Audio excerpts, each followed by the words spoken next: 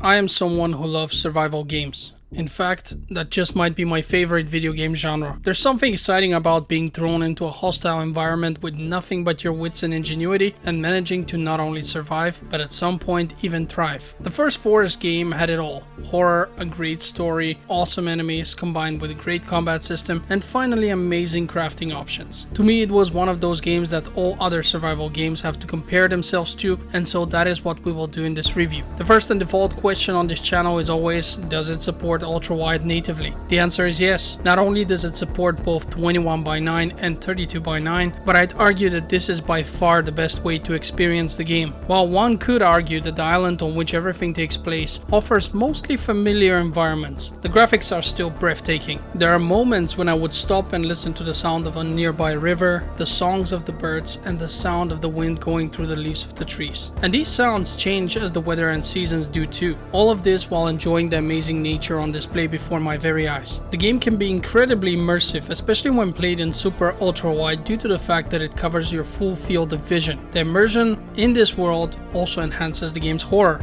If you've played the first game, you may remember that there are cannibals and mutants roaming the map. As time passes and you explore more of the island, its inhabitants will take notice of you and conflict will soon follow. In this game, you are encouraged to hunt and gather, but that also includes building a shelter and other structures. You will quickly notice that the day is now your friend and the night is just plain dangerous. You can't see much even if you use your lighter or any other late alternatives, and chopping logs or gathering stuff in general is very difficult in the dark and far more dangerous since you can't get ambushed by a gang of cannibals or god forbid mutants. With all that in mind and considering the fact that you must sleep in order to have some energy, you will find yourself encouraged to sleep at night. And provided no monsters attack your shelter during that night, you will be allowed to rest up and greet another day of exploration, gathering and building. But of course, the daylight doesn't mean that no threats can appear, and when they do, it will be up to you to decide how to dispatch them. Personally, I am very much a hands-on kind of guy, so my go-to solution usually involves the sharp end of my axe and their pumpkins, but you don't have to go for that option. Sons of the Forest offers even more options when it comes to pest removal than its predecessor. Besides a selection of old school traps, we can now learn a bunch of very intricate mechanical traps as well, which involve using electricity from a battery and the now new firearms. Let me just address the electricity. Yes, Sons of the Forest gives us solar panels which you can wire up to batteries. This opens up a whole new section of gathering, allowing us to add more modern solutions to old-fashioned problems. Take the darkness of the night for example. We can now install lamps and even floodlights which provide decent illumination. But the thing that got me worried at first was that we have the firearms I've mentioned before. Obviously, having mostly used melee weapons, bows and Molotov cocktails, I was a bit worried about the introduction of modern, high-powered guns into the mix. Luckily, the devs have found a way to make sure the game doesn't turn into a frag fest with a few very simple yet effective tricks. Firstly, you will rarely find ammunition, and when you do,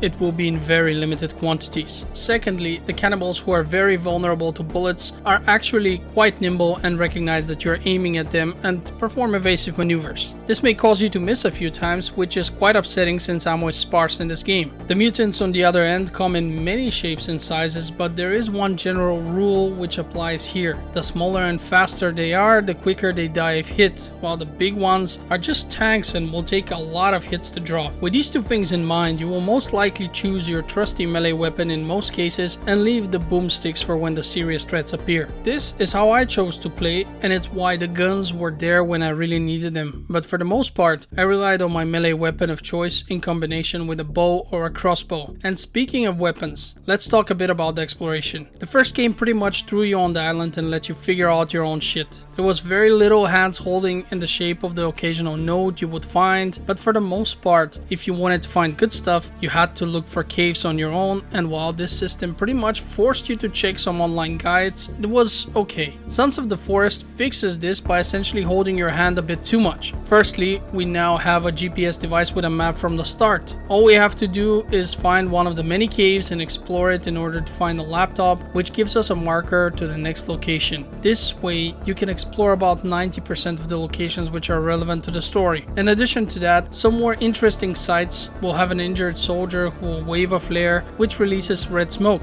That smoke is visible from kilometers, by the way. There are still plenty of locations for you to find on your own, and the game provides you with several means of transportation, but I can't help but feel that some of the magic is lost when the game holds your hand like this. At the same time, the first game had this issue where some of the caves were hidden a bit too well. Perhaps the solution could have been to not tell us where they are, but make them a lot easier to spot by having the cave entrances be a lot bigger. Or some working lights at the entrances, something to draw the attention. You know, after all, most of these caves, if not all in fact, have already been explored by people before you on that island. The reason why I see the current solution with waypoints on a map as a problem is because my motivation was very different in the first game. In that one, I take some dried meat, some water, and set out on an expedition to explore without a clear destination in mind. I would start walking in one direction and looking for anything that grabs my attention. Instead of doing all of that, now, in Sons of the Forest, I would get some dried meat, some water, pull out my GPS device, look at the specified next point of interest, and choose the easiest way to get there. Sometimes I would just explore blindly and even find the occasional smaller point of interest, but the problem is that the biggest discoveries, where the best rewards are hidden, are the locations which the game actually tells you to go to. So everything feels like a minor discovery with a small participation reward, except the stuff that you didn't really discover yourself. At one point, I found a note which told me where to find a cave with a shovel. I remembered having found some graves before, but I could not desecrate them without a shovel, so I decided that the shovel will get me some sweet loot. A few hours later, I came back with a shovel in my hands and a heart full of hope, only to desecrate 4 graves for 2 ropes and some pieces of cloth. And I already had 4 ropes on me, so I couldn't even take the other 2 because that's the maximum you can carry. Now let's talk about the crafting system. It has seen some changes from the first game, and I'm not very happy with them. First of all, when you build things now, it will show you what materials are necessary, but you will have to place them in a specific order. This is extremely annoying because the structures may ask for, let's just say, 30 logs and then some other stuff in between. It will let you place 15 logs, then ask for that other stuff before letting you place more of the logs. Apparently the devs did this to make the crafting more realistic, but all they've achieved was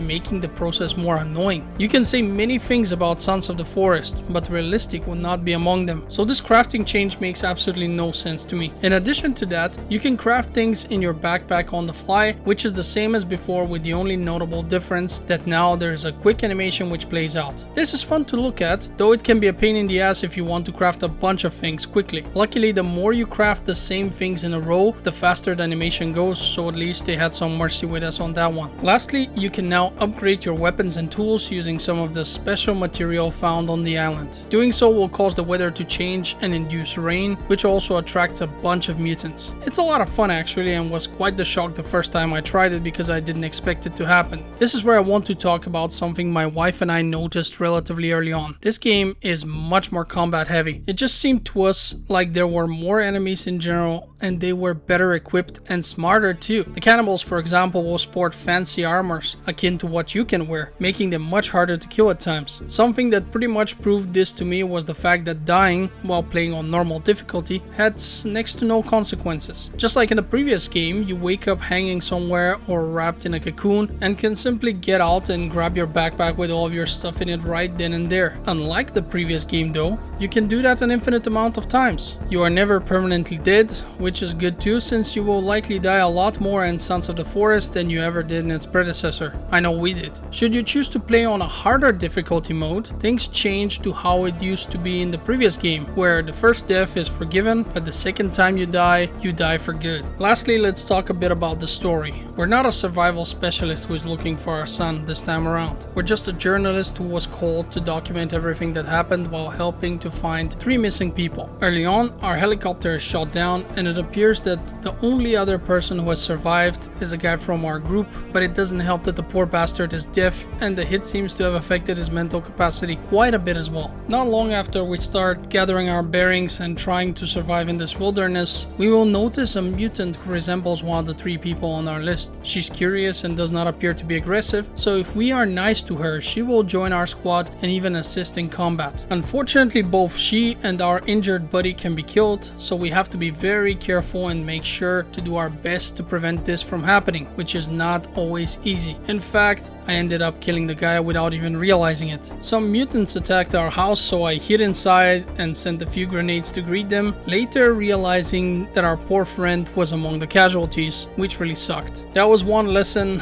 that I've learned a bit too late, and he was useful as well, by the way. You can tell him to gather stuff for you, and he does a decent job. It was truly a terrible loss, only made worse by the fact that his body remained there forever, and Virginia, that's the name of our mutant girl, kept crying for him from time to time. Really made me feel like a total bastard, but it was a terrible accident, I swear. Sons of the Forest was a great experience, though I have to say that it was not nearly as scary as its predecessor. It does some things wrong and other things right, and while I think that the first one was definitely better, this game was still an amazing experience, and both my wife and I loved playing it. It is also likely that we will replay it once again after some time, so if you're someone who likes survival games, you can be confident that you will love Sons of the Forest, though I probably don't need to tell you that. The game sold over 2 million copies within the first 24 hours of its early access release, so it's safe to say that it's a commercial and critical success, which makes me hopeful that we will see another part of the series relatively soon. The core story still isn't finished by far,